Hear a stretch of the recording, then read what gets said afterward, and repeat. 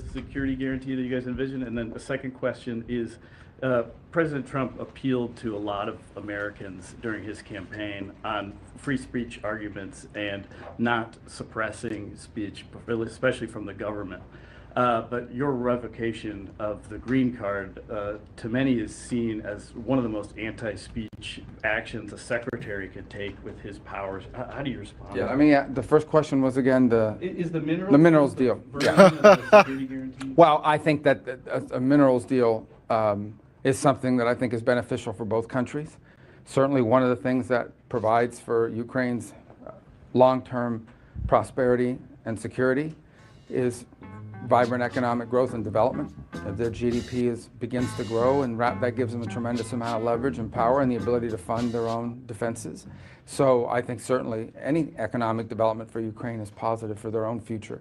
Obviously, if the United States has a vested economic interest somewhere, we're tied to them on an economic front, we're in partnership with them on something, we will have an interest in the future of Ukraine as well. I wouldn't couch it as a security guarantee, but certainly if the United States has a vested economic interest that's generating revenue for our people as well as for the people of Ukraine, we'd have a vested interest in protecting it if it were to be challenged or threatened. On your first point, when you enter this is an important point, and I'm glad you asked this question. When you come to the United States as a visitor, which is what a visa is, which is how this individual entered this country, as on a visitor's visa, okay? You are here as a visitor. We can deny you that visa. We can deny you that if you tell us when you apply. I don't know who he's talking. He's talking about the first one, because Mahmoud Khalil is a green card. That's a big difference. Hi, I'm trying to get into the United States on a student visa. I am a big supporter of Hamas, a murderous, barbaric group that kidnaps children, that rapes teenage girls, that takes hostages, that allows them to die in captivity, that returns more bodies than live hostages. If you tell us that you are in favor of a group like this, and if you tell us when you apply for your visa, and by the way, I intend to come to your country as a student and rile up all kinds of anti-Jewish student, anti-Semitic activities. I intend to shut down your universities. If you told us all these things when you applied for a visa, we would deny your visa. I hope we would. If you actually end up doing that, once you're in this country on such a visa, we will revoke it. And if you end up having a green card, not citizenship, but a green card as a result of that visa while you're here in those activities, we're going to kick you out.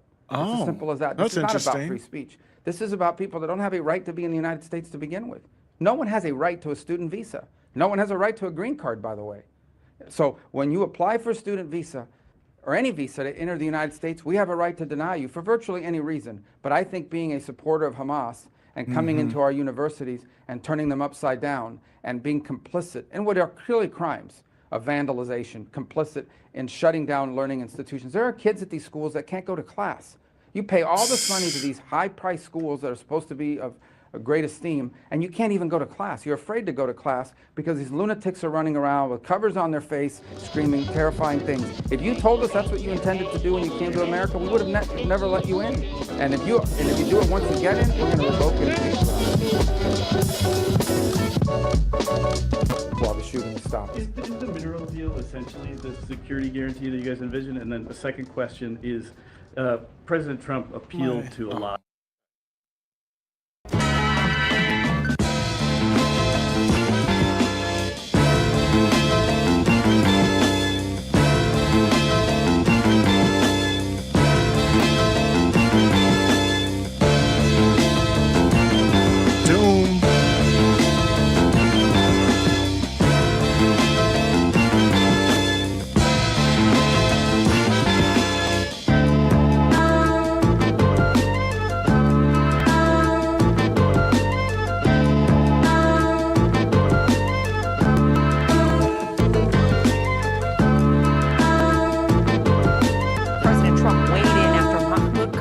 Arrest, saying that he and others like him will be deported, but that is now on hold. Also happening now, there are protests that have been underway after the arrest, including this one at Foley Square in Lower Manhattan, hundreds calling for his immediate release. There are a lot of breaking developments in the past hour, so let's get to News 4's Erica Byfield, who's at Columbia University with what we know. Erica. Yeah, David, we were here in this gathering here behind you. You can see it's just breaking up now when this news came out that the judge had blocked what everybody was saying was happening with Mr. Khalil. The gathering here was with faculty members who were calling for that same thing that we heard from students downtown. They wanted to see him released. All of this unfolding just south of here at the main campus at Columbia. And earlier today, we saw a lot of people protesting outside the gates. Free Mahmoud Khalil! No! They yelled Mahmoud Khalil's name outside of Columbia University, a fellow pro-Palestinian protester now in ICE custody. I think that the students have a right to their free speech on campus. I think anybody who supports interests that are anti-American, pro-terror, anti-Semitic, and is not a U.S. citizen can be deported. The former Columbia University student's weekend arrest coming after months of being the face of discontent on campus. He was among those organizing and speaking to the media when students pitched tents and refused to leave after the Israel-Hamas war broke out. On Saturday, federal agents took Khalil into custody from a student housing apartment. His attorney telling News 4 that Khalil is a permanent resident and green card holder. We are going to eradicate anti-Semitic behavior. President Donald Trump echoing the same sentiment on social media, saying more arrests are coming, writing, "We will find, apprehend, and deport these terrorist sympathizers from our country, never to return again." Khalil was originally taken into federal custody to a facility in New Jersey. His 8-month pregnant wife, who is an American citizen, went to visit him, only to learn he was no longer there. ICE confirms that he's currently in Louisiana at the Jana LaSalle detention facility, the database listing his home country of birth as Syria. Meanwhile, his attorneys are working to free him, and they're stressing he is not charged with a crime. The Department of Homeland Security's lawless decision to arrest him solely because of his peaceful anti-genocide activism represents a blatant attack on the First Amendment's guarantee to free speech, immigration laws, and the very humanity of Palestinians. This development coming on the heels of the Trump administration clawing back $400 million in grants to Columbia University because of its treatment of Jewish students on campus. I was intending to do research here over the summer in the mechanical engineering department, so now I probably won't be able to get funding. So something else we're learning tonight from this judge. The judge is saying he wants to see the parties involved in this case with regard to that student in court on Wednesday at 11:30 in the morning. So we'll have to be there to see how that all unfolds downtown. We also heard today from Columbia's interim president what the message was. There was actually 4 bullet points saying that they take their mission seriously. They're going to support the community. They're going to follow the law. And the institution is deeply committed to freedom of speech. Reporting live in Manhattanville, Erica Byfield, News 4, New York. Good morning. My name is Joseph Howley, Howley, and I'm an associate professor of classics at Columbia University. The last time I spoke at a press conference was April 18th. That day, police officers in crowd control gear entered our campus for the first time in decades and carried off dozens of students who were peacefully and quietly encamped on one of the enclosed lawns in front of our library, threatening no one. As I watched this unfold in horror, I was asked to speak at an emergency press conference alongside Mahmoud, who had just been asked to negotiate on behalf of the encampment. It is always dangerous to speak in public for Palestinian rights, safety, and freedom with your face uncovered and your name declared. You can be sure you will be harassed, doxxed, terrorized. People will try to get you fired from your job. For speaking here, I will receive a new round of death threats, slander, complaints to my employer. When I step down from here, I will publish these remarks to protect me from the inevitable attempts to misrepresent my words. And Mahmoud, as a student negotiator, took these same risks and many more. Mahmoud is a man of decency, honor, and kindness. He has distinguished himself in his work as an advocate and negotiator, as someone committed to peaceful resolution of difficult situations. He is a consummate diplomat in his disposition and his character. What the Trump government is doing to Mahmoud is obscene. It is unreasonable, intolerable, unconstitutional. So why do they think they can get away with it? The Trump administration is betting that Americans will happily look the other way as one more Palestinian is victimized here on American soil.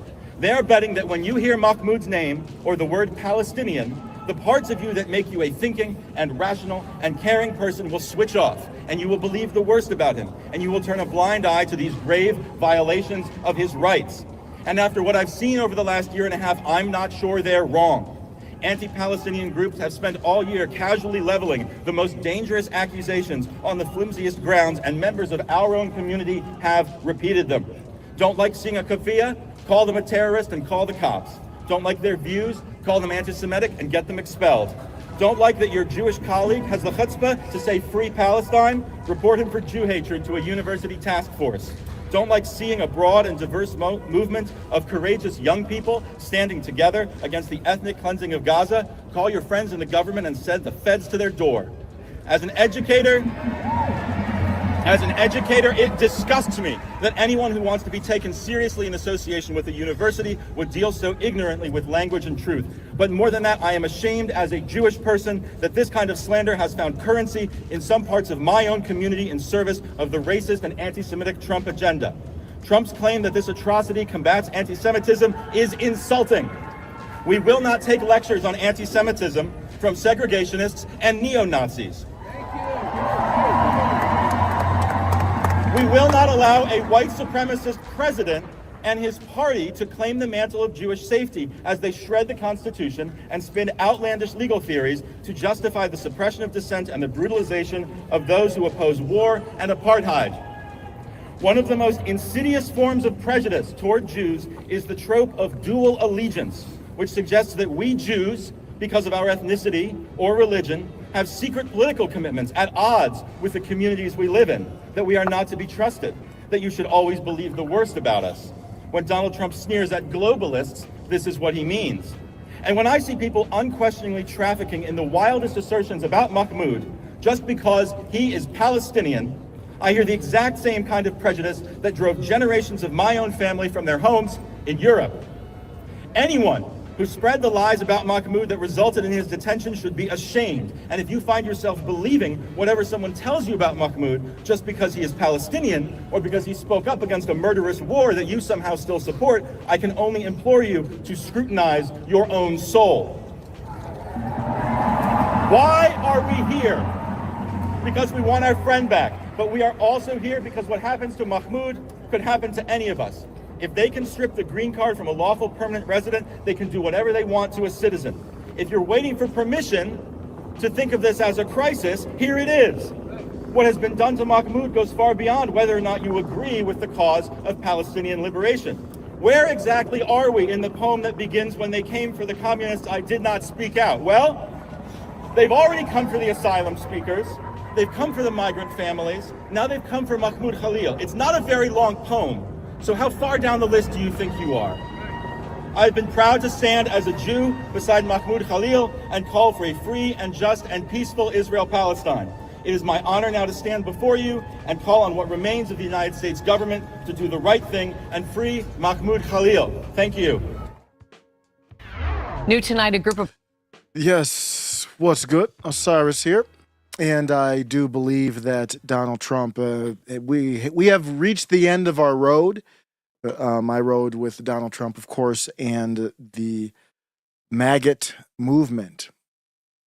The first thing that Donald Trump, the first thing that he has on Agenda 70 or 47 on his website was the Digital Bill of Rights, which I, on multiple occasions, gave him a lot of credit for.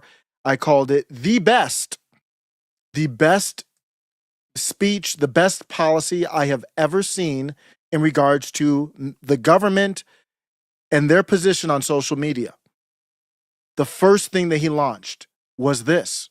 This was the video we talked about that went viral. To perish, then the rest of our rights and liberties will topple, just like dominoes, one by one. They'll go down.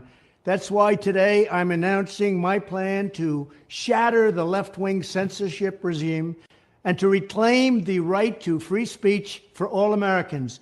And reclaim is a very important word in this case because they've taken it away. In recent weeks, bombshell reports have confirmed that a sinister group of deep state bureaucrats, Silicon Valley tyrants, left-wing activists, and depraved corporate news media have been conspiring to manipulate and silence the American people. They have collaborated to suppress vital information on everything from elections to public health. The censorship cartel must be dismantled and destroyed, and it must happen immediately. And here's my plan.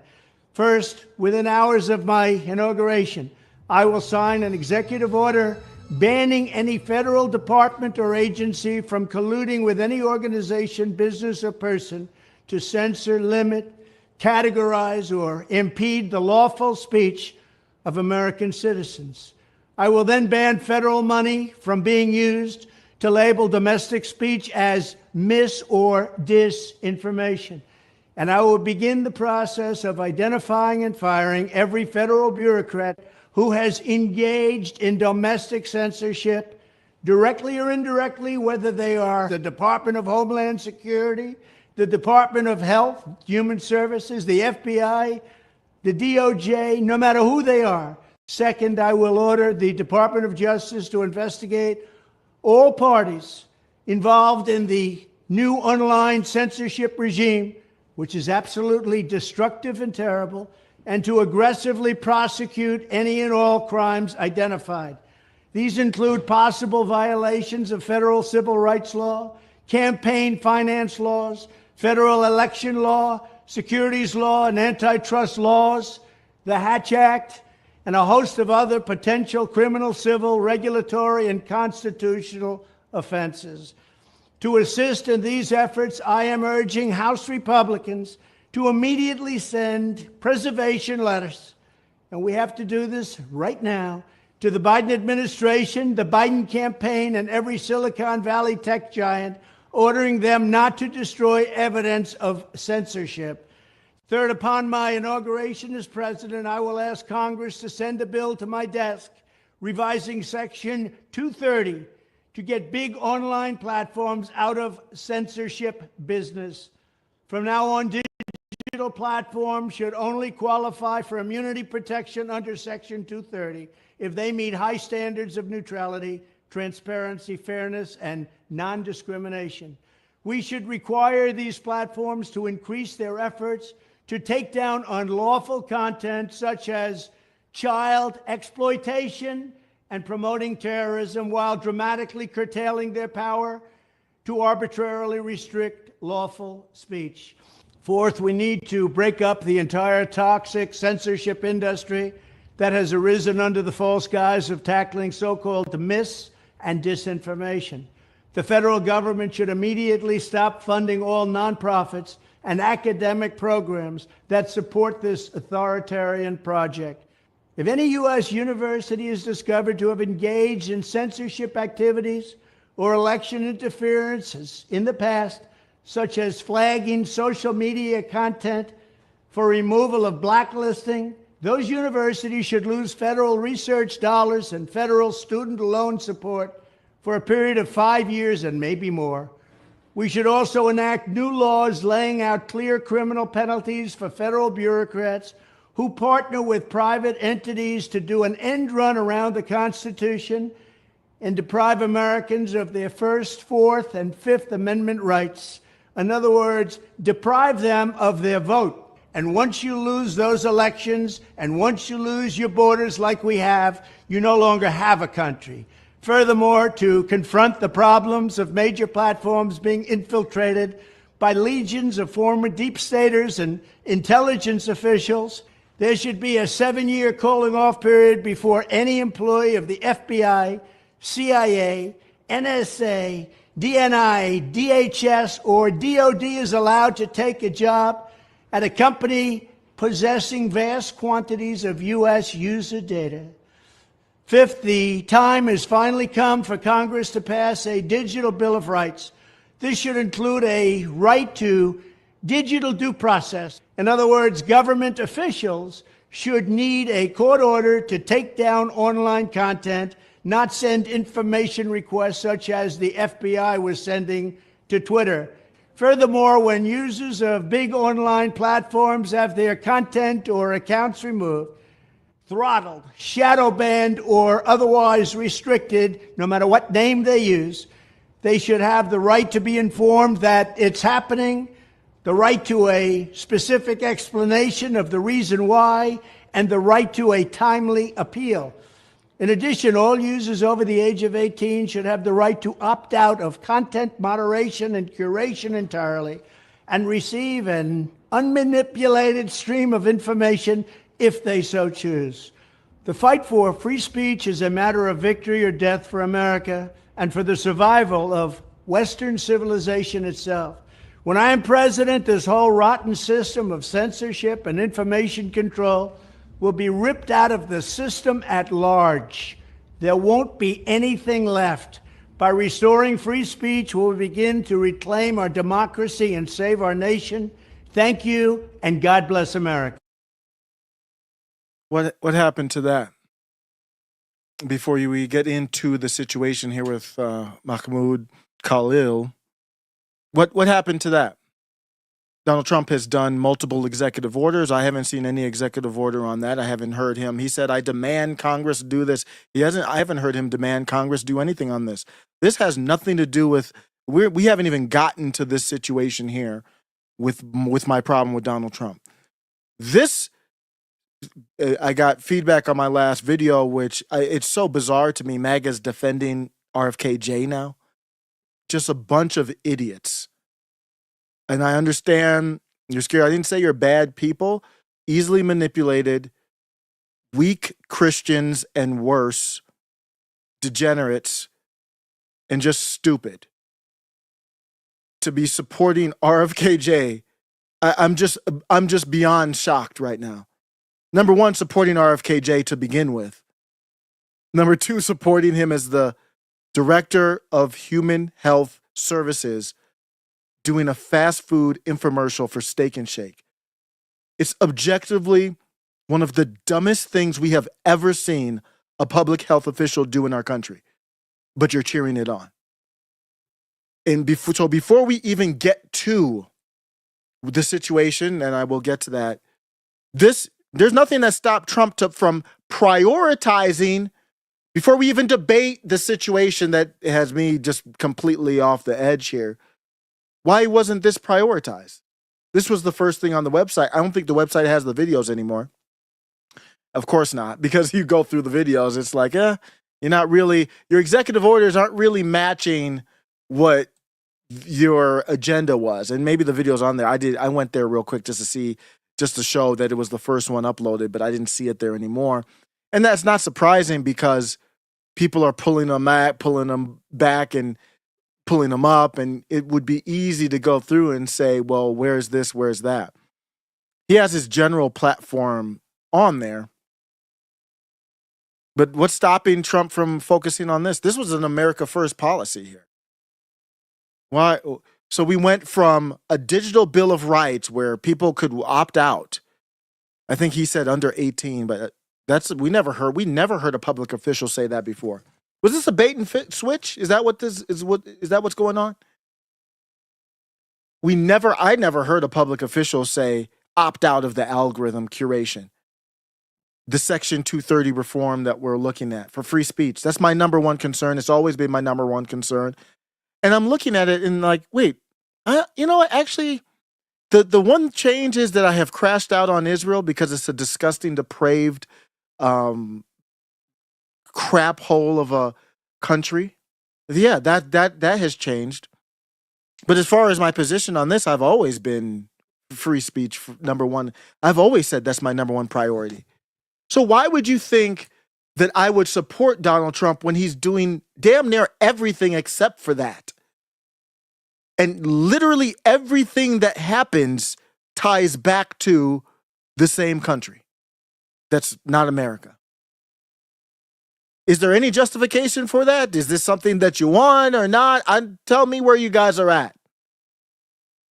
Because we went from digital Bill of Rights to AI, catch and revoke, artificial intelligence scraping social media.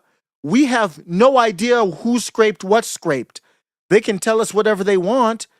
I can't see what they've scraped. Can you independently confirm it? Do you really think they haven't scraped me? Of course he has. If you ask Israel to stop what they're doing, you're pro-Hamas in their eyes.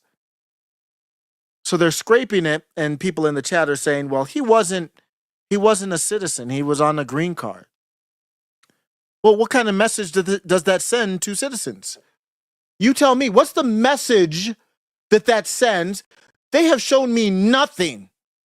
I have seen nothing of anything close to any type of proof at this point that this dude has done anything egregious that I would say, yeah, ship him the hell up out of here. If you've seen the proof, show it to me. I've seen a fabricated misinformation, malinformation, disinformation Instagram post that was shown to be a proven lie. I don't know if it's photoshopped or what. It was confirmed to be inaccurate. We'll see what happens in the next coming days. I haven't been able to find anything tangible other than he supported Hamas. This reminds me a lot of months ago. I did a live. It's still up here. So it's weird that people are like, wait, you've changed. Wait, what? I've evolved, but you go back in the channel just a few months ago. I did a video that I stand by, never recanted on, never changed my mind on at all, about Ron DeSantis. I did the video on Ron DeSantis, and I said the exact same thing. I said he should be impeached. I don't live in Florida. I'm just telling you what should happen. Did I say was going to happen? No. This video here, thumbnail, I don't even know if I can show the thumbnail. The video title is Ron DeSantis should be impeached. A year ago, October 27th, 20 days. So that's right after the October 7th incident, 20 days after October 7th. I did a video entitled Ron DeSantis should be impeached because of what he was doing with the college cap. Is almost the same exact type of thing. He was labeling people as terrorists with no due process. Now that was different, but I'll talk about the green card stuff here. That's a little bit different. But my point is, where's the change? I mean, over the last year, I don't see a change. Maybe you didn't understand. Maybe you're struggling with reality right now. Or maybe you're not very bright. Or maybe you have a good heart and you're easily manipulated. Maybe you're a he gets us Christian that thinks that kindness means bending over for another country. Maybe you're a Christian that doesn't understand the Bible and thinks that Israel, the modern day Israel that we're talking about now, is something that is to be beholden as special.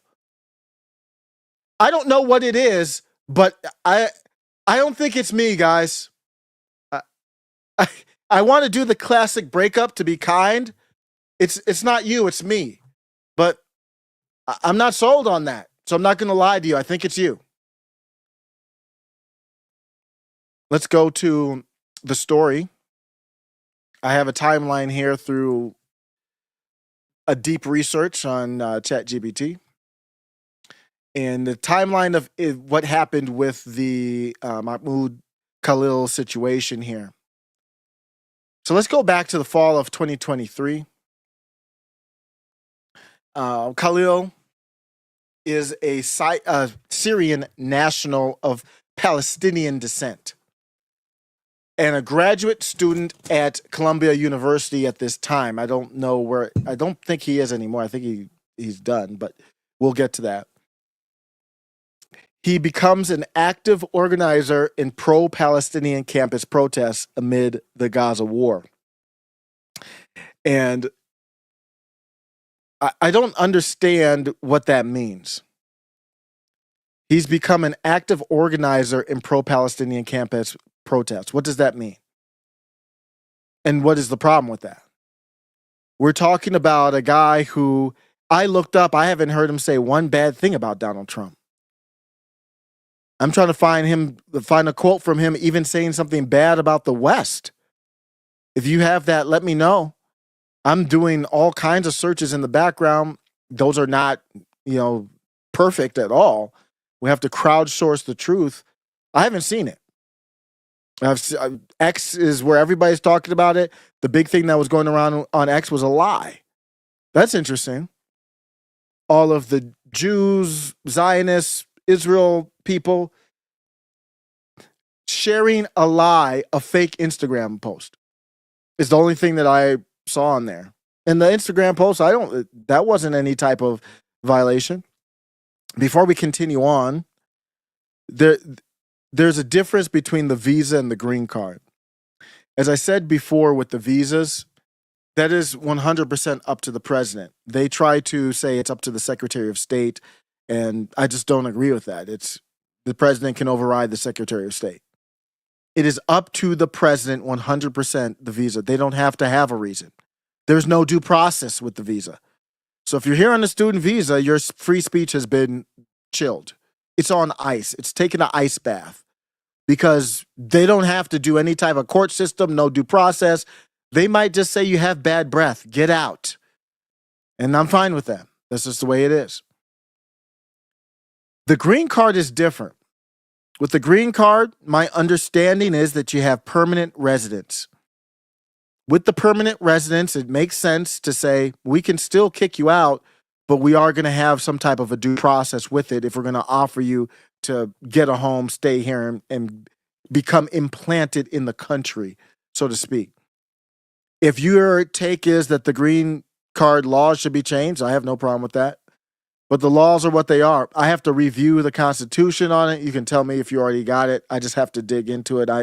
I'm confident on my visa take, on the green card.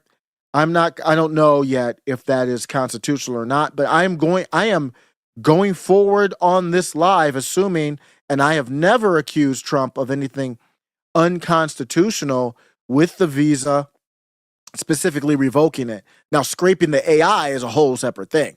I'm just saying the choice to revoke the visa. And then the green card, I've never said Trump can't do the green card. So that's not a discussion I even want to have. Who cares? Do you support it or not? That's the discussion I want to have because Trump doesn't have to do it. So do you support this or not? That's really the question. Everything else is just trying to muddy the waters. After the whole Israel-Hamas conflict erupted in October, and I did a live on, so you're wondering, maybe I changed on October 7th, if that's where you want to go back to it.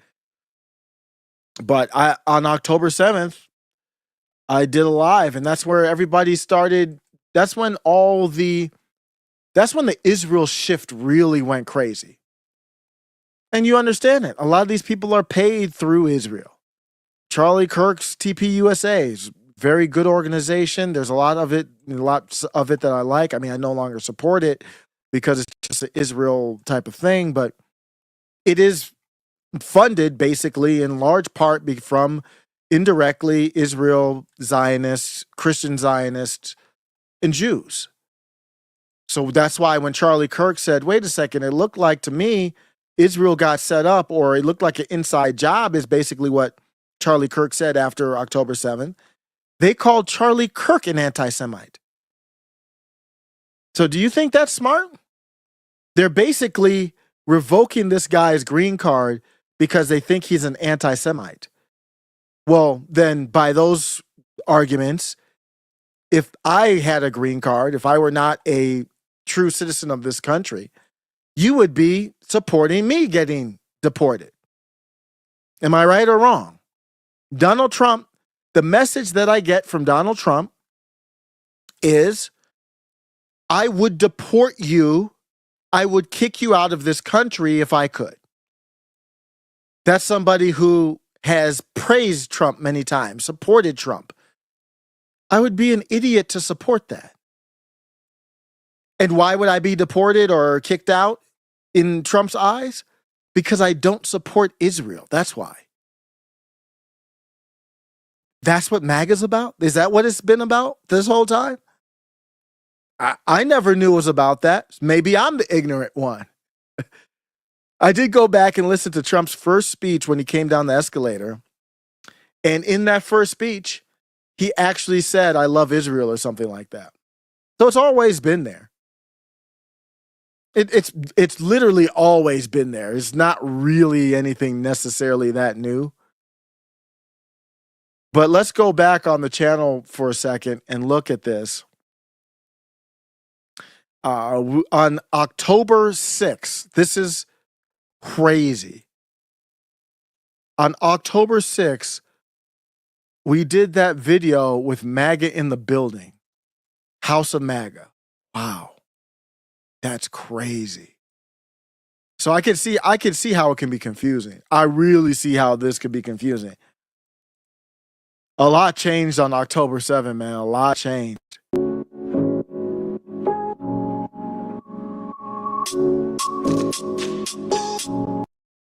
Out a picture of him with the gavel.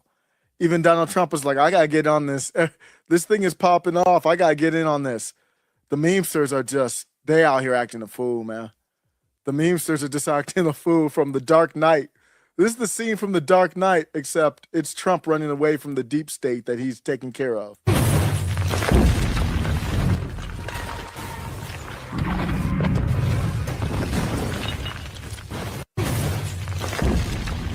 I said that meme's gonna hit 1 trillion. I don't know if it's a new. We're gonna make a message, and Donald Trump's gonna come in. We're gonna have our celebration. It's gonna look like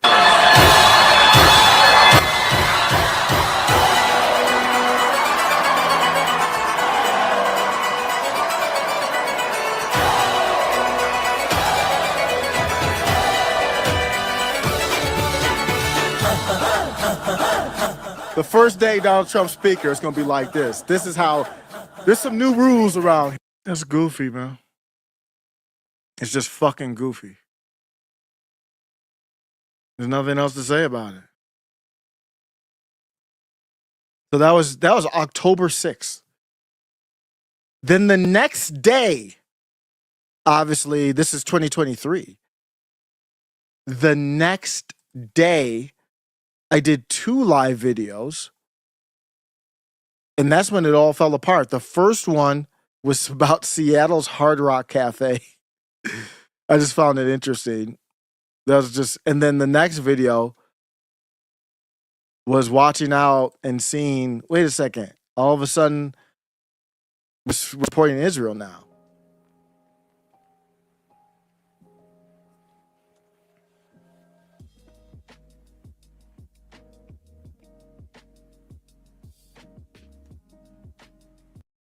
That's crazy. Sometimes there's tough positions that I think have to be laid down during difficult times, and this might be one of them. As we were seeing in the Middle East and Israel, some disturbing videos and footage of Hamas running up in Israel and literally gunning down citizens in the streets, in the homes, kidnapping people. Wild stuff. I don't want to see anybody hurt, anybody kidnapped. That's craziness anywhere in the world. But I am America first, and that does not change. I am not going to be uploading a flag of Israel to my profile. My first thought was, there's no magical answer to this. Y'all been beefing since 1917. Ain't got nothing to do with me. Secure the border. Free the people that you've imprisoned after setting them up in J6. You thought I was going to get on the mic and say I stand with Israel? I wish y'all the best. Well, how I can stand with you is with thoughts and prayers. There's you must be out of your mind if you thought I was going to get on here and say I stand with Israel. You probably already know what's going on here. And I'm not against Israel. I'm not standing with Palestine or Hamas or any. I don't care about none. That's changed. That part has changed. I am absolutely 1,000% against Israel. None of y'all. Why? What's in it for me? To whatever that means, stand by Israel. Just looking at the latest live news and then we'll get into a couple things I wanted to talk about with this situation. What's happening right now is crazy out there. We got conflict. We've seen Israeli tanks suiting up, getting ready, roll out. It looks like when I was playing StarCraft and I was using the Terrans and I would get a lot of tanks. This is real life, though. Surreal videos. I mean, I think we've seen one thing that I know for sure. Israel's going to take that vacuum cleaner out and they're going to, whoo, watch out. Israel has a hell of an army. No, they don't. I learned that too. No, they don't. That army is you and I. They have a good defense system with the Iron Dome. But I learned between that's from 2023, obviously, that's on October 7th. The Israeli army is a joke. It's terrible. They don't have a great army at all. It's you and I and our money. You bet they are going to go crazy. Well, they have great surveillance. They have great intelligence, but they don't have great army after this. There's going to be a lot of death and destruction. And I'm not really, don't even have a take on that. I got to worry about this here. We just found out, now this group is not directly associated with Israel, but we know that they're pro-Israel, the ADL, that trains our own FBI, that our own FBI has labeled its own citizens terrorists. Is there a website I can go to see if I've been marked or labeled? That's how wild it is. So I got that to talk about. That takes priority. Not what's happening in Israel. That's their government. That's their beef. They're going to have to handle it. But, I mean, I'm just a little nobody, so who cares anyway? I'm just going to let you know how I feel. It doesn't matter, right? I'm a little nobody. So looking at it, I'm seeing an update here. Unfortunately, 300 Israelis and over 200 Palestinians killed in fighting. Palestinian militants on Saturday launched the biggest attack on Israel in years. I don't know if I've ever seen this. I mean, maybe it's happened. I just haven't been paying attention to the news. Not obviously not recently, but I'm saying years ago. I haven't looked at the historic part of this yet. Like how historic. I don't remember ever seeing them rolling up and just kidnapping people like straight up like that. That's crazy. So my thought is the citizens out there, because there's going to be a lot of citizens that are going to be Palestinians that are going to get just completely eviscerated. Maybe you should have fought Hamas, because Hamas, obviously, they don't care about you. They came rolling up in, and they knew they were going to roll back, fall back, hide within the civilian population, and a lot of civilians are going to get yak. That's life. It's not. And I believe that's the live where I took this drop from. Though I've got problems with MAGA, it's the elephant in the room, Israel. You are an effing embarrassment to this country if you put Israel's beliefs over Israel's interests. I don't care who got killed. I don't care who got raped. The interests over there don't trump here. Or else you're in the gulag. My family is here. That's my priority. People are getting killed and raped in countries all over this planet. But for some reason, Israel's the one that I'm supposed to shed a tear over. No. That ain't how it works. So then you fast forward and you see the kind of the progression over the last little bit over a year. Going back to October, that fall of 2023 is going to be one for the ages. So they say this guy, Mahmoud, Khalil, he rose up as a prominent voice, and he served as one of the lead negotiators for a student protest encampment advocating Gaza solidarity on campus.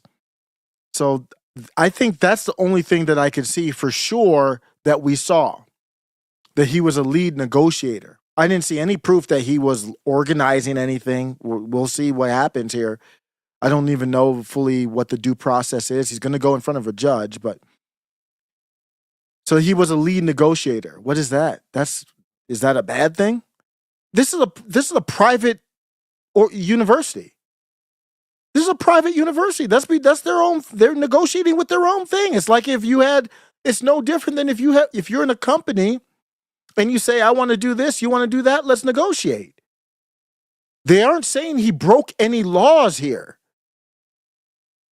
So I don't care about does he have the right to do it or not. Is that what you're supporting? So he was a lead negotiator, obviously, in the community of these people who protest. And we talked about the protests, and my take is, and I had that take back when we talked about the student protests, is how many of them are feds? I said the same thing about J6ers, and nobody had a problem when I said that. I said, if you want me to go against them, first of all, you got to show me what laws they broke. Okay, second of all, they have to get due process. But third of all, you have to tell me who the feds were and who the feds weren't. If you start doing this AI scraping and he's the first one you get, you have nothing. They haven't even accused him of any violence. So they don't have anybody more like they couldn't pick somebody who I would still knock Trump for the AI scraping, but I would be like, I don't want to talk about this dude, so I won't even touch it. They couldn't find one dude like that? That's the first guy? This guy is what? The first guy is here on a permanent green card, married. To my knowledge, he was married, wife 8 months pregnant. She's a citizen? What is going on? You didn't even accuse him of any violence. I mean, violence is the gold standard of this thing. You didn't accuse him of planning any violence. You didn't accuse him of doing any violence. That's the first one? If I were Trump, I'd have been like, let's wait on that one. You don't have a better one? You don't have a better example for me, Marco? Hold off. That can't be the best example, Marco. I want a guy that everyone can just agree on, okay? Even if they want to protect free speech, they'll be like, it won't be for that nigga right there. Not that nigga. I thought there was all this violence on the campuses. You couldn't find one person who was violent that was a non-citizen? What happened to the deportations in general? You're not even deportating the illegals. So he goes to a green card holder that I never said a bad word about Trump. Not that he was a Trump supporter, and not that if he said bad words about Trump that would justify it, but if you want to use kind of this anti-constitutional type of vibe, this chilling free speech on citizens and non-citizens vibe, instead of going digital rights vibe, teaming up with the tech companies instead of doing the digital rights, if you want to do that, this is the guy? There's nothing here. So that makes me think there's nothing anywhere. You couldn't wait. He might be moving too fast. This is terrible. It's a horrible look. Horrific look. And MAGA, who is he doing this for? Is this helping you? Did you see evidence that this dude is some type of monster that I should be worried about? That would have beef with me? Who is he doing it for? The guy didn't say anything bad about Trump. I don't see any evidence that he's against me or you. Who is this for? What are we doing? You're going to go against free speech and we don't even know, we're not even clear on why? For a private university, that's their business. That's crazy, man. This is wow. This is really crazy. You see the fast forward from October 7th. Israel's fingerprints are all over this. I'm not even going to say allegedly. Israel's all behind this. Obviously. I mean, there's no reason to qualify it. There's no one else this benefits. There's nobody else who wants this. There's nobody else who operates like this. When Donald Trump was talking about a digital Bill of Rights, that didn't sound like Israel to me. That sounded like America.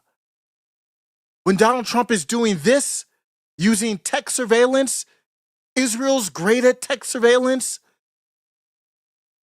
going after this, Tulsi Gabbard comes out and says the biggest threat is Muslims. What? The biggest threat to America are Muslims.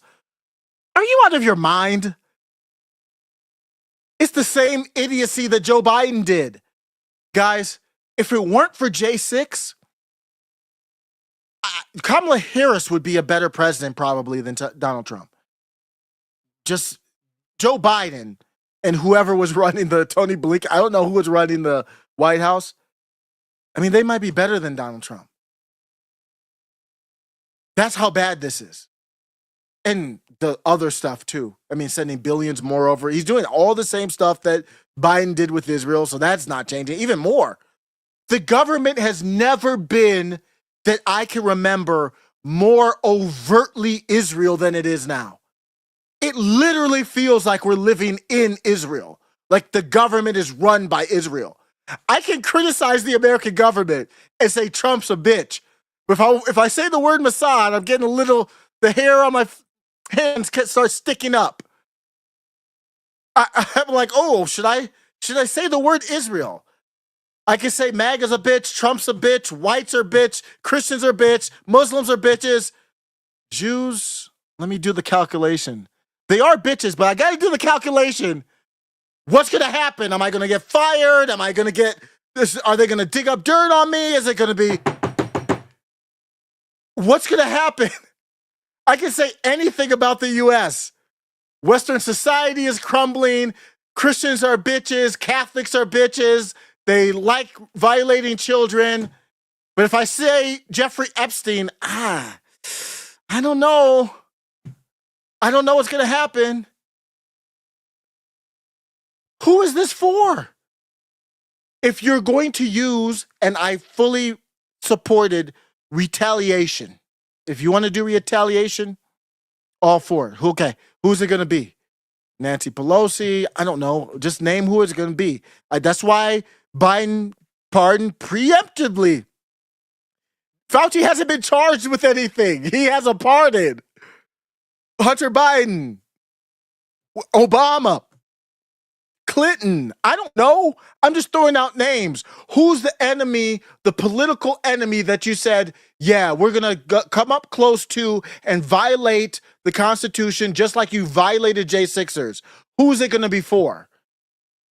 Mahmoud, Khalil? What? Why? You don't have anybody on your list of priorities that are higher than Mahmoud, Khalil? You can't even sell me on what he did. Why would I support this? This is madness. So fast forward to January 30th, President Trump signs an executive order to combat anti-Semitism. So that means he's trying to combat me, right? I'm an anti-Semite now, right? Is that, at least in his eyes? I know MAGA probably. You wonder, well, why are you calling? That is a change. Why would I call them MAGA? But that's not a change in my philosophy. That's just a change in I see what you are. Why would I call you maggots? Well, because Donald Trump signed an executive order combating anti-Semitism. Now I know there's specifics in there, but that's the title of the order. That means he's combating me. Why would I support that? And anybody who does support that, we are enemies. I mean, what's complicated about that? I never said you don't have a right to support Israel. That's never been my take. Why is it the take that you don't have a right to criticize Israel? Why can't I criticize Jews? I talk about bald-headed black women every live. So I can talk about bald-headed black women who act like buffoons on MSNBC, but I can't talk about Jews? What? What's happening right now? Why can't I talk about Jews? Is it because they run this thing? I'm just asking the question. Those days are over. We're not going back. It authorized the deportation of non-citizen students and others who took part in pro-Palestinian protests. Reminds me a lot of the Patriot Act. It's named the Patriot Act. Aren't you a patriot? It's combating anti-Semitism. Aren't you a anti-Semitist? Isn't that a good thing? Who's the Patriot Act going after? Oh, it's going after the mean Muslims. Oh, but what about the Israelis? That there's plenty of evidence that they were involved. You know, the dancing Israelis? Like, that's a thing. That's not a conspiracy theory. It's literally a thing. It's evidence.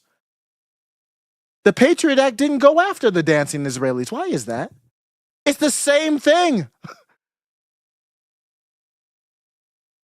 So if Joe Biden, we talked about if Nicole Hannah-Jones or Jamel Hill just got in power somehow. If they got in power and they were promoted to the DEI czar, what would they do? The DEI czar of the executive branch would be basically Biden or whoever the president is. They would do an executive order on combating racism. And obviously I wouldn't support that. Why would I support this? What's wrong with that? Anti-Semitism is not illegal. Why are you trying to make it feel like it's illegal?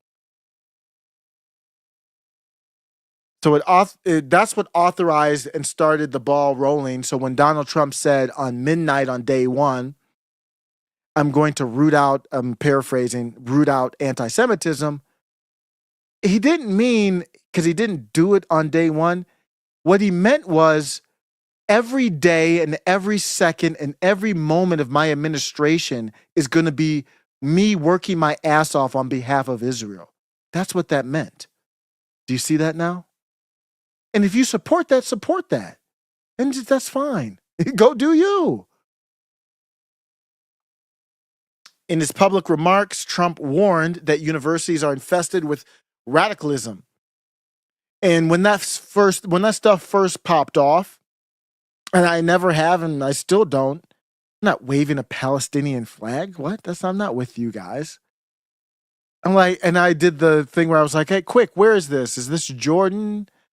Is this where we are? Are we in Lebanon showing the protests? Yeah, I would not like to see that. But there are people much higher on the list of priorities to go after. So that set the stage for the federal agencies to target foreign nationals, just like the Patriot Act was supposed to target foreign nationals. The Patriot Act was used, and the offshoots of it was used against Trump, used against J6ers, used domestically. So why would you think that this AI catch and revoke wouldn't be used against citizens at some point? Why do you think that wouldn't happen? You know, if you criticize Israel, then you're an anti-Semite. Basically, it would be like a dude saying, if you don't suck my banana, you're harmful to me. That's literally what their take is. I mean, literally. RFKJ, the one that you're supporting, MAGA is supporting RFKJ. The guy, RFKJ has crashed out and always hated MAGA, still does. Thinks MAGA is a bunch of buffoons. In my opinion, he still does. And MAGA, you love him, and you've, for whatever reason, kind of warmed up to him. RFKJ, I haven't even really talked about it other than referencing it. It's almost unbelievable. I mean, it's almost so crazy. I can't believe that this was a thing. I would have never guessed that this would have happened, honestly. It was just a few days ago, a week ago or two, I said, yeah, I don't like RFKJ, but he's the director of Health and Human Services, so what harm could he do? Fast forward 2 weeks. On March 3rd, 2025, RFK Jr., remember who offed his uncle? by the way. These niggas are so beholden to Israel, they will suck them off after they off allegedly their uncle. Announced that the Department of Health would undertake a mission to, quote, end anti-Semitic harassment on college campuses. In his statement, Kennedy characterized anti-Semitism as a spiritual and moral. This is the health department. A spiritual and moral malady that sickens societies and kills people with lethalities, comparable to history's most deadly plagues. Anti-Semitism is what he's saying. This metaphorical framing of anti-Semitism as a disease or plague served as his justification for involving HHS in what many would consider a social or educational issue or cultural issue rather than a health matter. He detailed a joint effort between the HHS and the Department of Education and the General Services Administration to address anti-Semitism at universities. I thought he wanted to demolish the Department of Education. Why is HHS working with the Department of Education then? Does any of this make sense to you? None of this makes any sense. Specifically, he mentioned a comprehensive review of Columbia University's federal contracts and grants in light of ongoing investigations for potential violations of Title VI of the Civil Rights Act. The approach frames anti-Semitism not merely as a civil rights issue, but specifically as a health concern falling under his department's purview. So is this a threat? Is he saying that if you're an anti-Semite, then you might have trouble breathing? Is that what he's saying? Is that a threat? Unbelievable. And you can compare that directly to the public health crisis declaration by the New York City Board of Health. They passed a resolution. It's worse. Guys, this is worse than the New York City Board of Health. Another thing you could say, and that's more of a Kamala Harris type lane, where if you take away the J6 pardons, and really, I might not even put that in there because I obviously wanted J6ers to be pardoned, but really, at the end of the day, right now, where are the J6ers? Are they beholden to Trump while he's against me openly? With the weight of the whole, definitely executive branch. Well, now you're against me. What did you stand for in the first place?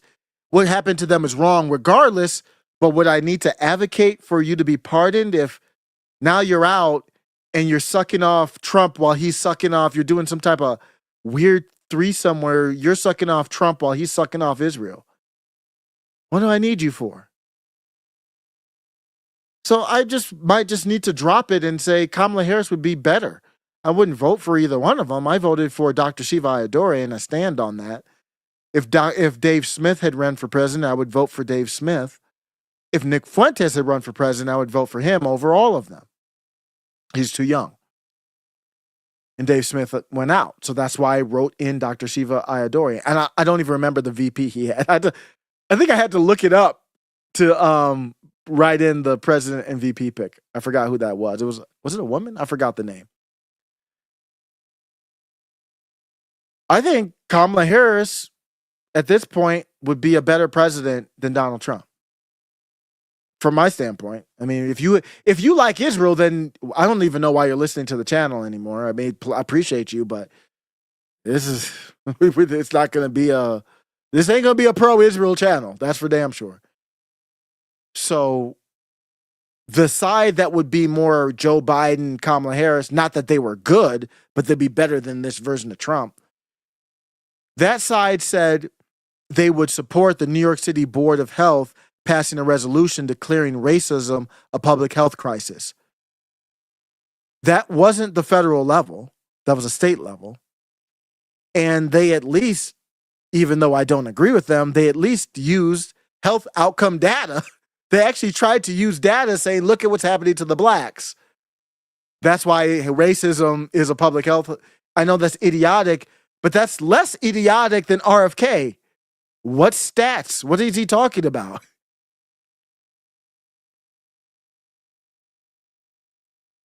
So let's go back to the stage here that we're framing. This is setting the stage for where we are now in March. Before the arrest, the U.S. State Department launched with Marco Rubio. Marco Rubio is the same as would be the same or worse as Mike Pompeo, would be the same as worse as Nikki Haley. I've been against Nikki Haley. Where are you guys? Marco Rubio at Secretary of State. The State Department under Marco Rubio launched Catch and Revoke to be cute to play off of Catch and Release. Catch and Revoke initiative, an AI-driven program to scan social media and other data for visa holders supporting Hamas or engaging in anti-Israel protest. So now Trump is scanning social media for what you say. And there's nothing, not for anything illegal, no warrant. Remember, they said your relationship with that platform is private. That's why you don't have free speech. Oh, if my relationship with the platform is private, whether my posts are public or not shouldn't matter, right? If you're going to use them for some type of procedure that requires due process, or let's not even get into that because the people haven't looked into it. People are just whacked out. Let's say that other people are right and that's perfectly fine. Why would you support that? What else are they scanning social media for? If they scan social media for an anti-Semite, are they just keeping and holding on to that data just in case? Just in case a war with Iran breaks out? And then at that point, the president has special emergency powers. Oh, look what we found. While we were looking for Mahmoud Khalil, we found a bunch of anti-Semites. They thought they were cute on Twitter with their nose memes and all that other stuff. We're rounding them up and putting them in paddy wagons. Who's laughing now? Because we have emergency powers. We're in war with Iran. You can't criticize Israel. You can't criticize us. Not anymore. No more nose jokes, guys. No more dreidel jokes. None of them. You can't make jokes about picking up pennies. None of them. That's anti-Semitism. And you will go to jail. Is that going to happen? I don't know. Are we closer to that happening? Of course. Nobody had a problem when during the pandemic, I said, they're scraping the database to see. Remember, I forgot what the details were. Dan Crenshaw supported this bill, that the bill was supposed to be, I believe it was just to say, we just want to see for a good purpose who took the vax and who didn't. And I was like, well, obviously they're going to hold on to that data and then say, if you didn't take the vax and we still have power, then we can go ahead and find your shoulder or do whatever we need to do with it. Nobody had a problem with that then. It's no difference than this. No different here. So he's identified somehow, some way, through this AI crackdown, or they have undercovers. Can somebody tell me how many undercovers were in these protests and what they did? No different than J6. Likely flagged due to his high-profile role. They'll flag everybody and look at the high-profile ones. Why might they be concerned about his high-profile role in particular? Because he was very effective in his high-profile role. So he did negotiations and he had a very unique role. Mahmoud Khalil, the activist, he was, like we talked about, he did complete his master's, so I did confirm that, completed his master's degree from Columbia University, School of International and Public Affairs. And he was a prominent figure during these pro-Palestinian protests as far as a negotiator. He was the lead negotiator for the student protesters representing the Columbia United Apartheid Divest I believe, CUAD, a coalition of student groups leading the demonstrations. I've never heard of this group before looking into this. This position required him to engage directly with university officials and serve as a spokesperson to the media. So and you go listen to his clips and stuff, he was very effective. So Israel, your AIPAC babysit handlers, you see it's the same thing, like Kamala Harris is basically the same thing as Trump, except her husband is her AIPAC babysitter, her handler. And she's Jew herself, allegedly, by Candace, literally. Candace Owens and Sneeko, they both got a little Jew in them. That's what they say. As the chief negotiator, he was the liaison with Columbia University administration during the Gaza Solidarity encampment. When we covered that, it looked all peaceful to me. And either way, it was all on private. Most of it was all on private property. I haven't changed my take about public property. You can't protest without a permit, because if you protest without a permit, you don't have more access to the sidewalk than I do. So if I'm walking down the street, I don't have to move out the way. We can have conflict because you don't have more right than I do if you protest without a permit. So the permit is to protect you, protesters, me, everybody. So I do think that's constitutional to require a permit. I don't think it's constitutional to deny a permit based on the legal speech. It's just coordinating.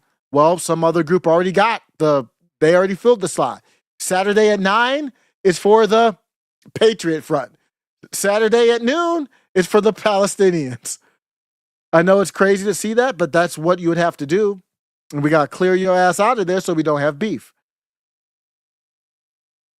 His role participated in closed-door talks with the same type of administrators that were dragged up in front of Congress unconstitutionally.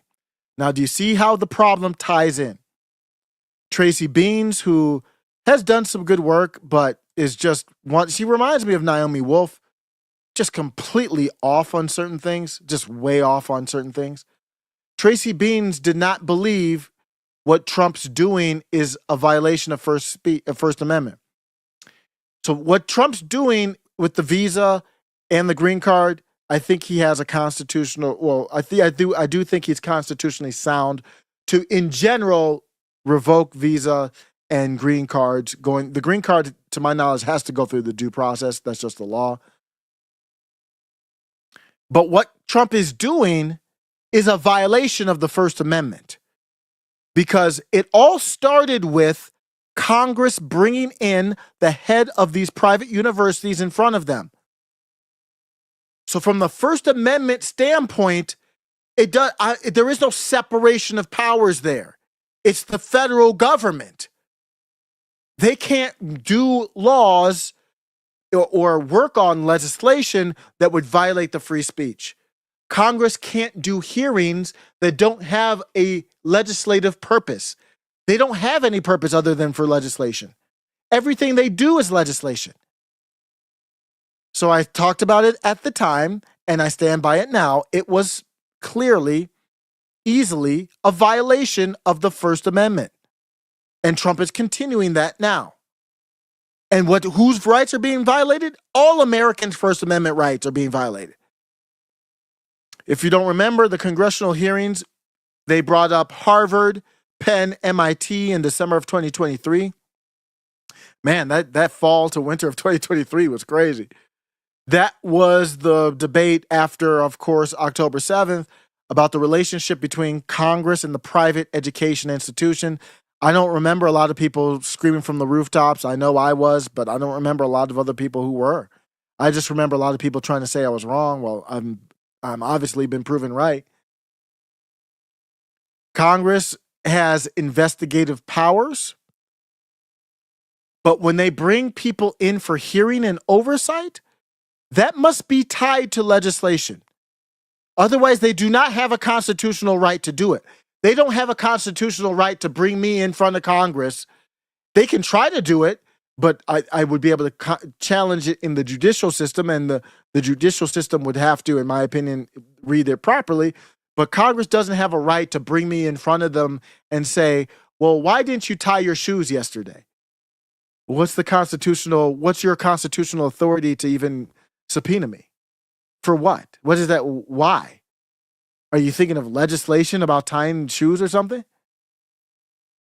There has to be a reason. They don't have a constitutional right to just bring somebody in and say, well, why'd you give your kid a lollipop or something? So you have to, so if you agree with me there, well, where is the line? The line is it has to be constitutional. You have to make a legislative argument for it. There is no legislative argument to bring in Harvard, Penn, MIT.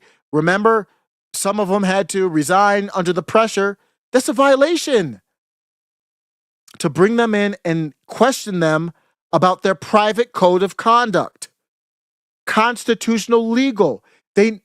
Congress never said that the code of conduct at Harvard, MIT, University of Penn, they never said that the code of conduct was unconstitutional or illegal.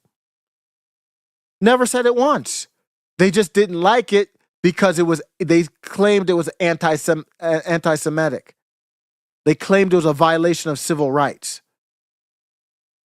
That's not, what's the legislative process that you can do on that? There is none. Even with going after this guy here, there's no criminal charges of terrorism or anything of that nature. So we got flagged through the AI. Reports indicate that federal officials have been monitoring news of campus demonstrations and even lawsuits by Jewish students. So now Jewish students have the ability to file a lawsuit, and the federal government looks at the lawsuit filed by Jewish students. You're okay with that? So we look at the lawsuits of, it'd be the same thing as saying, we're going to look at the lawsuits filed by Black Lives Matter students to use that to go after somebody. Alleging anti-Semitic incidents to pinpoint foreign nationals involved. Khalil's name surfaced as a person of interest, as a known organizer of the Columbia sit-ins, and someone who had spoken out in defense of Palestinian resistance. So what? He fit the profile of individuals the initiative was targeting. According to one account, his detention followed days of online agitation by groups pressuring authorities, highlighting Khalil's protest activities. So what that is saying, and that's based on basically immigration, but IMMpolicytracking.org is reporting that. So they're basically saying a bunch of Jews said that he's the one that's the most effective, most powerful, go after him first. That's basically what this is saying. That's my interpretation of it. Around March 6th, the State Department revoked the visa of another student, not Khalil, who allegedly, so there's only doing two people that I'm aware of. They revoked the visa of the one, and then they're in the process with Khalil. The first one that they got on March 6th, around March 6th, we don't know the exact time. This is reported by Reuters. I think they probably do. I don't know why that's such a big deal. I'm pretty sure they probably know the exact time, but maybe not. Participated in Hamas supporting disruptions, the first known use of the catch and revoke policy. So it started with that person. Then it made them get more powerful and say, well, let's go after a green card holder. So the Jews probably said, hey, this guy, check this guy out. He negotiated with the universities. He's well-spoken. I'm just paraphrasing or alleging speculating what they might have said. He's well-spoken. He's powerful. He's influential. They're not stupid. They're very high IQ. And they said, start with the top. Start with the top. He's one of the guys. We got to get him. And then the department scrapes it. I thought they were scraping it just for visas. I didn't hear anything about green cards. That's interesting. I'm just thinking about that now. Everything I saw was that it was a digital program to scan visa holders. He's not a visa holder. He's a green card holder. Is a green card considered a type of visa? I'm going to look at that real quick.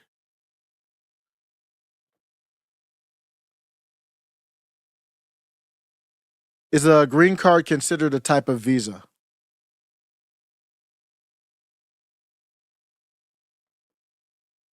No, a green card is not considered a type of visa. A visa is typically a temporary document that allows a foreign national to enter the United States for specific purposes, such as tourism, work, or study. In contrast, a green card, officially known as a permanent resident card, grants lawful permanent resident status, allowing someone to live and work in the U.S. indefinitely. While both are part of the immigration process, they serve different purposes and have distinct legal implications.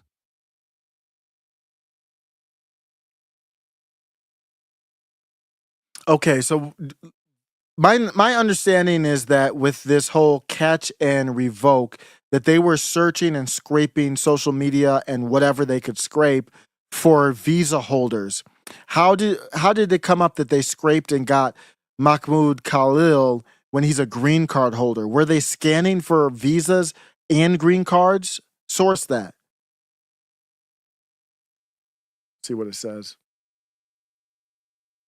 Mahmoud Khalil's case highlights the expanded use of social media surveillance by U.S. immigration authorities, which has been applied to both visa holders and green card holders. Although the Trump administration initially focused on vetting visa applicants, this policy has extended to monitoring lawful permanent residents like Khalil. Doesn't stop. Khalil, a green card holder since 2024, was reportedly targeted due to his involvement in pro-Palestinian protests, which the administration linked to foreign policy concerns. While social media screening is primarily associated with visa applications, it appears that such monitoring has also been used retroactively against green card holders to justify deportation proceedings under claims of national security or foreign policy risks. This raises legal and constitutional questions about the limits of such surveillance and its implications for lawful permanent residents. So it went from, we're just screening the applicants, to we're using AI to scrape the visa holders, to it appears like we're scraping the green card holders too. And then Marco Rubio in the beginning said, well, he was a visa holder. What? How, what does that, he has a green card now. It won't stop. It does not stop. So now they're scanning for green card holders. Next is going to be, I don't know, just Americans, just to see. DHS agents arrested Mahmoud Khalil in the evening of his university-owned apartment in New York. Two plainclothes ICE agents followed Khalil and his pregnant wife into their building and confronted them in the lobby. The agents refused to fully identify themselves, instead insisting that Khalil confirm his own identity. Upon detaining him, agents initially claimed that his student visa was being revoked. A confusing assertion since Khalil wasn't on a student visa. So let's repeat that one more time. Upon detaining him, agents initially claimed, just like Rubio did, they're confusing and conflating this stuff. They shouldn't be doing that. Initially claimed that his student visa was being revoked. Well, I'm confused because Khalil wasn't on a student visa. Oops. So it looks like you were scanning, or however you came up on this, bruh, maybe through the Jewish rat line. I don't know if that, where you have that number, 1-800, if you're a Jew, you can rat on somebody. Is it connected to the tunnels, or how does that happen? Do they just have a direct line to Trump? However this happened, we don't know for sure how they came up on Khalil. They run up on him and say that your visa is being revoked. I'm not on a visa. I'm on your green card is being revoked. Those are two different things. Very, very different things. I thought, how does it work with becoming a citizen? He was wasn't he married to a citizen? I don't know how that works, but let me ask. Wasn't he married, Mahmoud Khalil? Wasn't he married to an American citizen? Why was he not a citizen? How does that work? Is it because he went from visa to green card? Just tell me how that worked.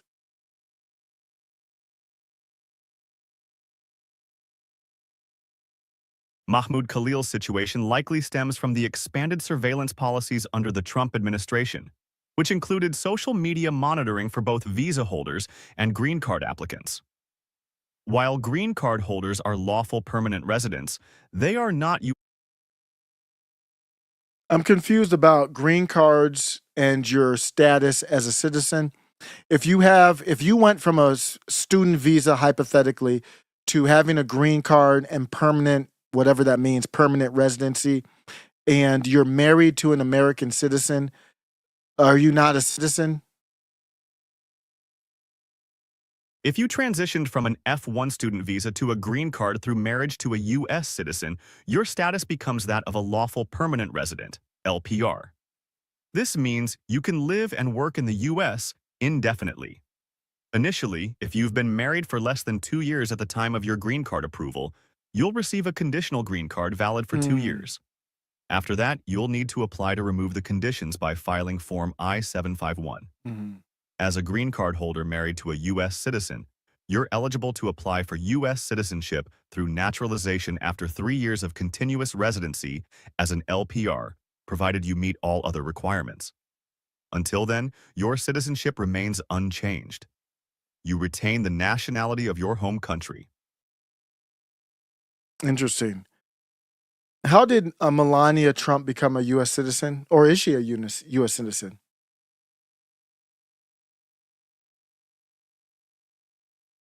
Appreciation refers to the recognition or understanding of the value.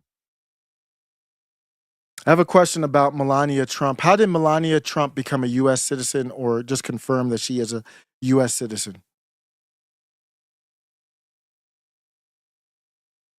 Melania Trump is a naturalized U.S. citizen. She became a U.S. citizen in 2006, 5 years after obtaining an EB-1 visa, often referred to as the Einstein visa, which is reserved for individuals with extraordinary ability or acclaim in their field. Her citizenship status was confirmed at that time and has not been in question. Okay, so going back to the story here.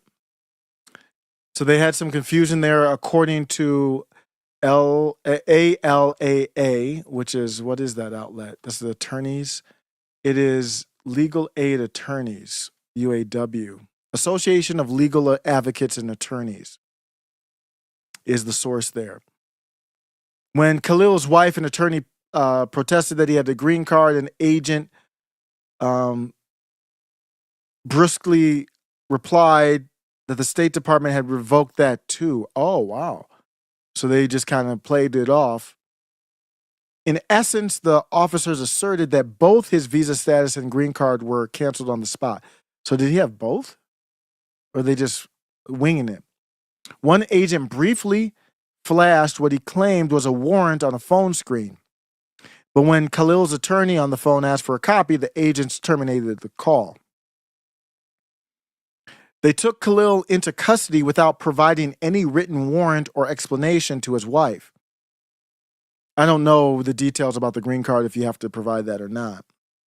Khalil's wife, a U.S. citizen, was threatened with arrest when she tried to remain by his side during the arrest. I have a question about if you're on a green card and you're going to be arrested, do you have to be served a warrant if you ask for proof that you're of the arrest warrant?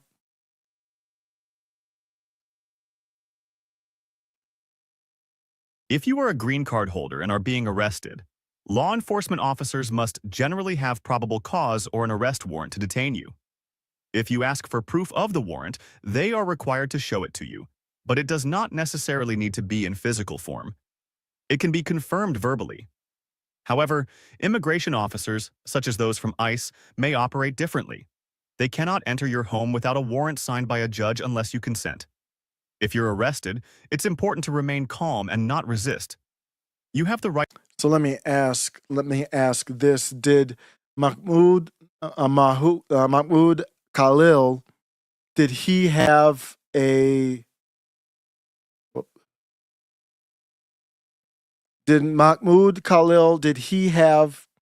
a arrest warrant on him?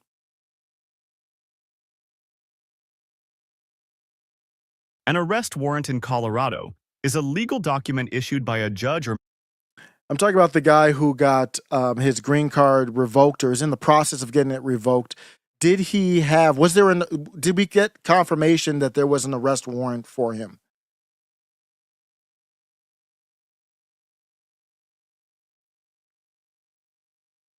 Struggling. Okay. I don't know. So we'll continue on. So that night he was transported to an ICE detention facility, first briefly held in New Jersey, then transferred to a far-off immigration detention center in Louisiana within a couple days. Last couple days here, today's the 13th, March 9 through 10. News of Khalil's detention spreads rapidly among activists. So they talk about him being a green card holder, because, yeah, I didn't know that at first. Under a program initially portrayed as focusing on student visas. Yep. Another bait and switch. It feels a lot like Israel. I mean, this is the type of stuff Israel does all the time. This is soft for Israel, but it feels like their influence is on this.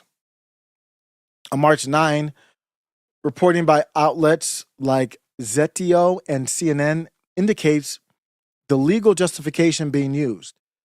The Trump administration has invoked, this is Section 8, 1227A4C. So I didn't see that one. I saw like 127. I didn't see that one. I saw a different one. And whatever the legal justification is extremely important. So I want to double check that. Oh, I want to see the actual documentation. This provision of the NIA allows deportation of an alien whose presence or activities in the United States, the Secretary of State has reasonable ground to believe would have potentially serious adverse foreign policy consequences for the United States. In other words, Rubio signed off that Khalil's presence is deemed detrimental to U.S. foreign policy interests. Yeah, that they would say the same thing about me. By March 10, the White House and State Department publicly defend the arrest. Caroline Leavitt tells Supporter that Rubio reserves the right to revoke Khalil's green card or visa because Khalil's activities were adversarial to the foreign policy and national security interests of the United States. She describes him as someone who took advantage of the privilege of studying in the U.S. by siding with terrorists. They said he helped distribute pro-Hamas propaganda flyers bearing the Hamas logos. I have not seen proof of that. We'll see what comes out here over the next couple days. Again, they said he led protests that harassed Jewish students. And just for the record, I don't support those protests, but what does that have to do with this discussion here? That's between the press, a private organization. That's their problem. Also on March 10th, and if the Jewish students have a problem, they can file charges, criminal charges. We're not seeing anything charged other than this section here that they said is about activities in general that could have adverse foreign policy consequences. These remarks make clear the government's stated reason. They cast Khalil as a Hamas supporter, just generally speaking. Now we have these protests and outcries. They have a petition, legal advocates. He's getting a lot of legal help from what we can see because it's a high pro bono, because it's a very high profile case. A federal judge, this is yesterday, holds a hearing on Khalil's habeas corpus petition challenging his detention. Judge Furman had already issued a temporary stay blocking Khalil's deportation, ensuring he is not removed from the country. What happened to the visa one? I'm hoping they're not doing that with that one, because there really should not be any due process there unless the president wants to do some type of fake due process within the executive branch. In court, Khalil's attorneys argue the government's actions are illegal and retaliatory. CCR legal director Bar Zaimi states that Khalil's detention has nothing to do with security. It's only about repression. The U.S. government has taken the position it can arrest, detain, and seek to deport a lawful permanent resident exclusively because of his peaceful, constitutionally protected activism. Yeah, you don't have any violence here? This is a tough sell to me. Not even promoting violence or anything? They have not alleged that anywhere that I've seen so far. Judge Furman expressed concern that Khalil was whisked away to distant facility despite having filed in New York, and he orders that Khalil be given at least 1 hour of private phone access with his attorneys. Outside the courthouse, hundreds of rally in support of Khalil, chanting for his release. So we're kind of fast forwarding to today. He remains in ICE detention, and his case is now going to be a historic case. Now we see that groups are warning that AI and immigration law, using AI and immigration law to punish campus protests, is setting a dangerous precedent, which it obviously is. The argument, you can't really argue against that. The argument you would have to make is that it's worth it, and I obviously don't see that. So here we go with this. Let me pull this up here. So the catch and revoke. I just wanted to see how many people were during the prior administration. Virtually no visas were revoked for student protest activity. And I'm not seeing, I still only see the one visa and then the one green card. Out of all that stuff that happened, that makes me wonder how many of them were feds.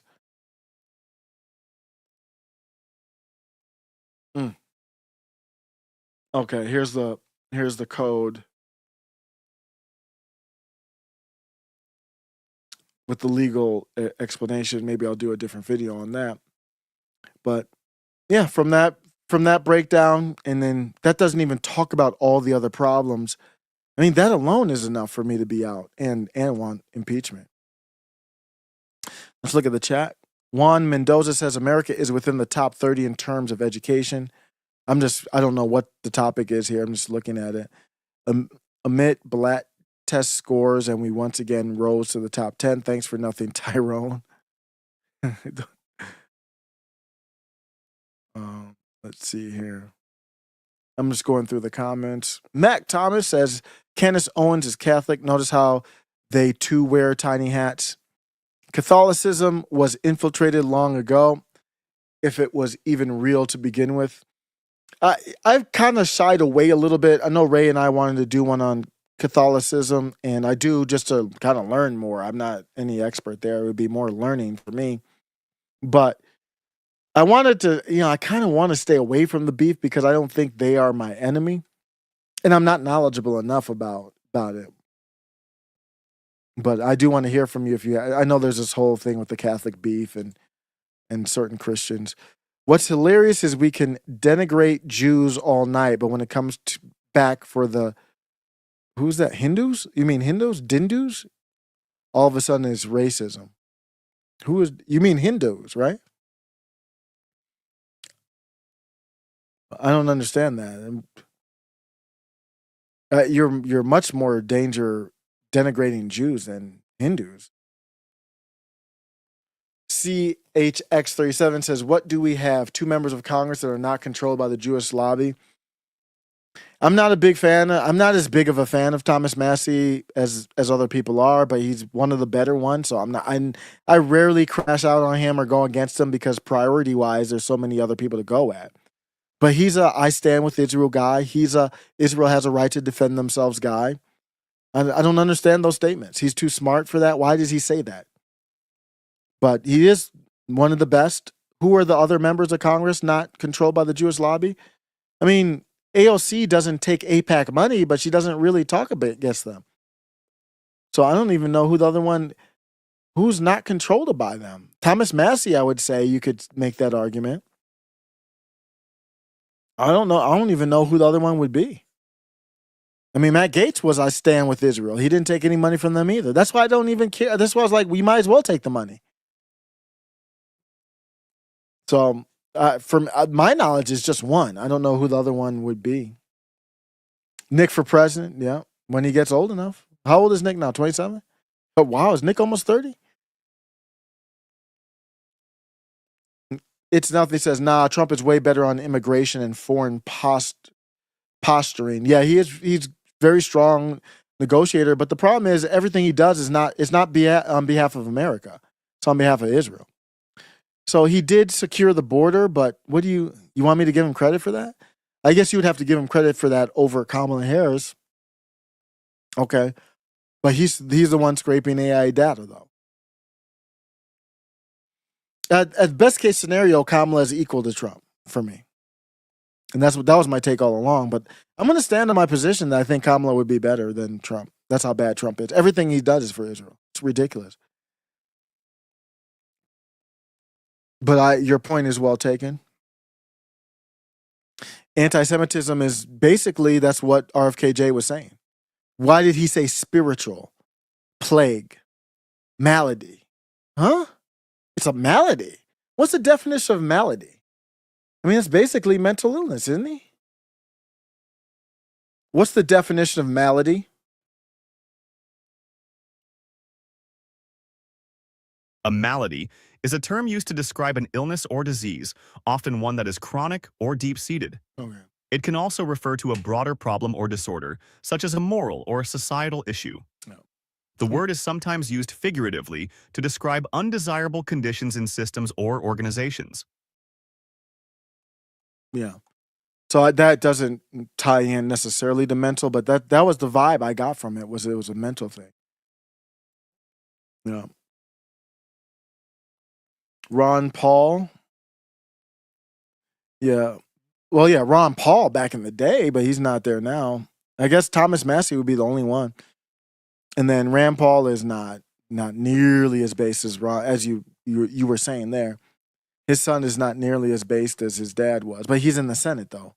His dad was not in the Senate. You can't be as radical, not radical, but you can't be as free and daring and risque and edgelord as his dad was because his dad was in the House. The House is more wackadoo. All right, well, that's my case for tonight, covering it. I appreciate everybody joining.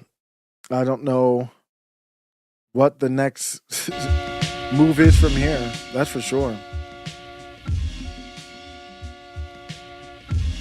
I'm just going to go around and surf and see what's going on.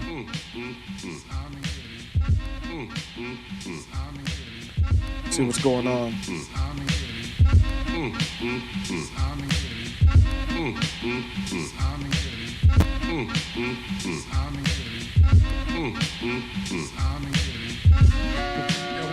Laura Loomer.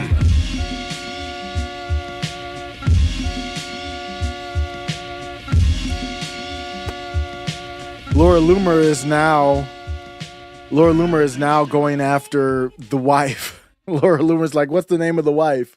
As a journalist, I don't blame it all just to see, but Laura Loomer's going after, wants to know. She's probably thinking the wife is more radical. Let's see. Viva Frey says this is the most damning statement he's seen from him. As of now, there are no assurances from the university that no NYPD or any other law enforcement, including the National Guard, will be brought into the university. Yes, so yesterday we had a very long session with the university negotiators. We spent 11 hours in the negotiation room. Today we spent about an hour as well. Clearly, there are, as Sweda mentioned, we are at a stage where kind of an impasse. The university is not acknowledging the movement and the extent of the movement, and what they're willing to offer is mostly just the statements, processes, and committees. Once again, our movement here, when they tried to clear it last week, we prevailed. If they want to once again bring NYPD or any law enforcement, we will prevail. Our movement is not only this encampment, it was not that encampment. Our movement is very, very large, and we will have our own ways in order to make sure that our voices are heard. That's I mean, that's Viva's, and Viva's been very fair on this topic. That's what we're worried about? I mean, that's the problem? That's the number one priority? That's what we're going to trample on to get at? I don't see it, guys. I don't see it. I don't care about Michelle Obama and her gay brother. Dinesh D'Souza, allegedly.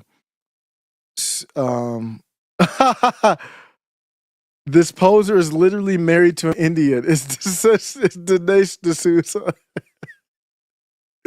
Stu Peters is crazy. And Dinesh is like, I'm the Indian in the photo.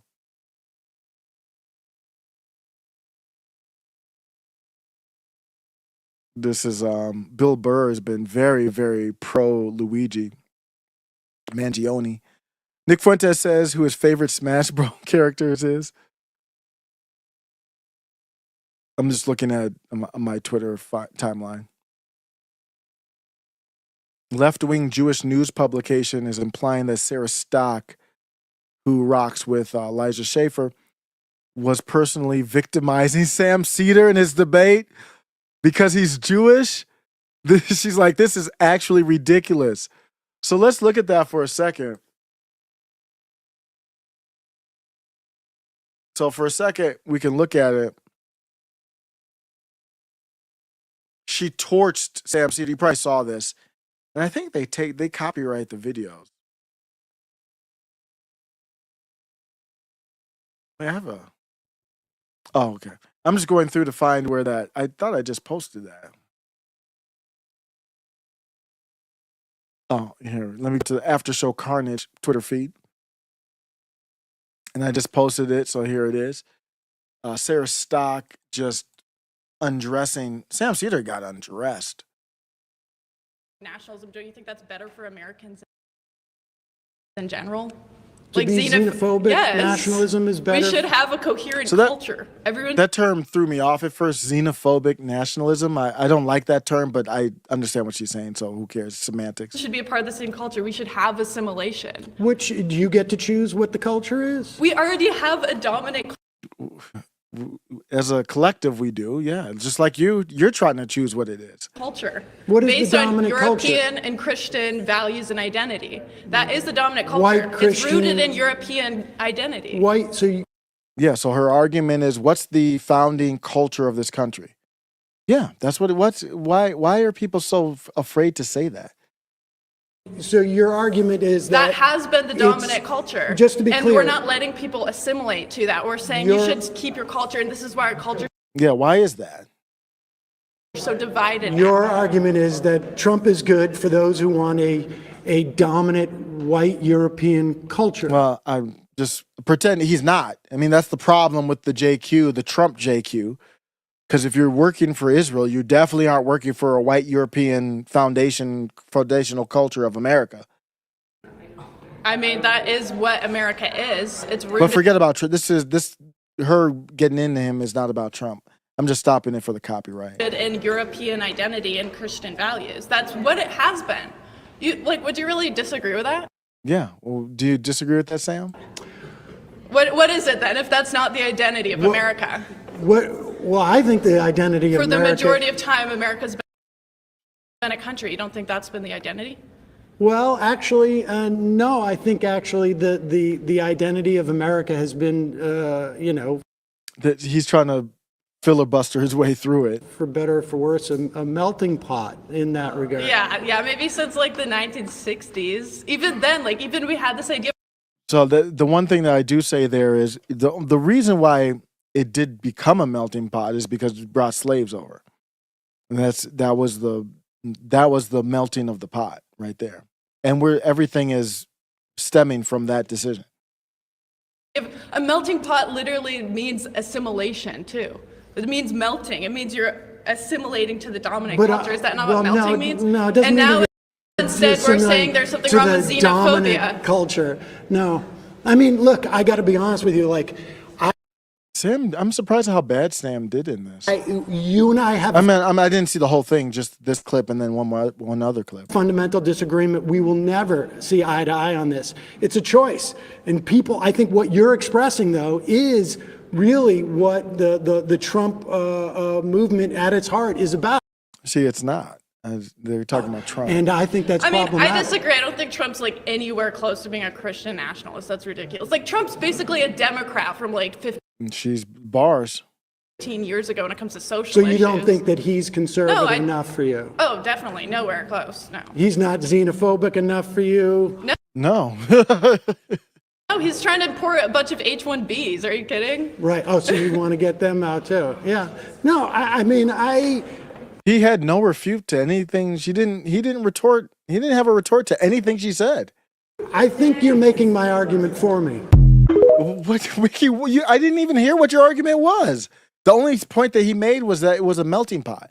But that was the context for, I don't know if it's still on here, the last tweet that I had. Nope.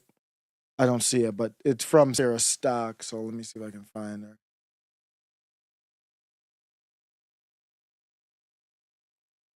So this is the tweet where she said, all of a sudden, so why do Jews get involved? You see the evidence here where I say, well, it looks to me like Jews want blacks and whites fighting and they don't want to be named. And she comes in with a white European foundation of the culture of the country, which is definitely Jewish would not be included in that. Then all of a sudden why did the new Jewish, and Sam Cedar is Jew, to my knowledge is Jewish. So a Jewish news publication comes in to comment on this and says, when Cedar asked her who gets to pick that dominant culture, she scoffed. There already is one, she said, based on European and Christian values and identity. None of Cedar's opponents openly addressed the fact that he would be one of the people pushed to the margins of the Christian society they hope Trump will enforce. And I think they're talking about him being Jewish. None of the opponents openly addressed the fact that he would be one of the people pushed to the margins. I think that's why they're saying that. But given that he opened the debate by identifying himself as a Jew, it hardly needed saying. I don't have anything else to say on that. It's just so, I swear they are so annoying. They are so damn annoying. They are infinitely more annoying than the blacks. And the blacks are pretty bad. The blacks are really bad.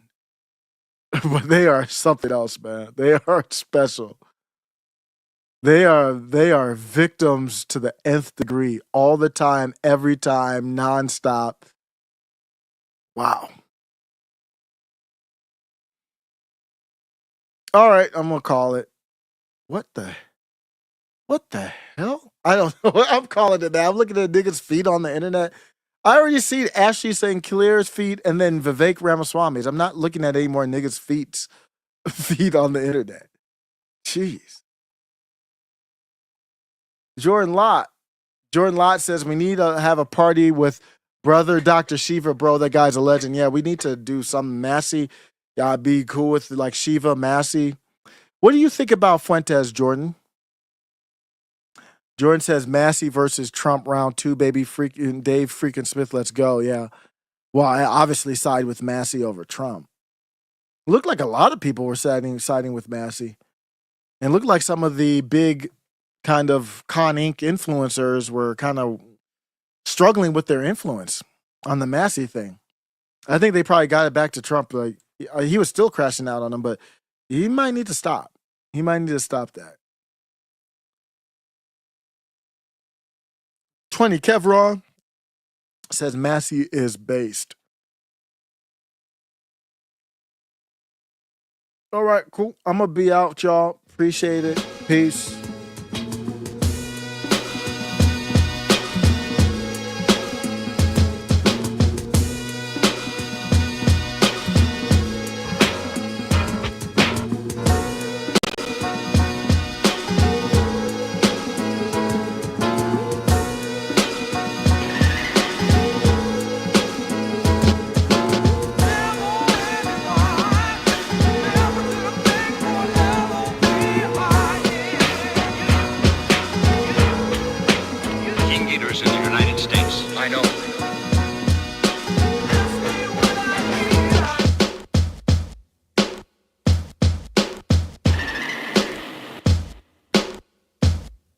The next clip is ready below. Welcome to After Show Carnage.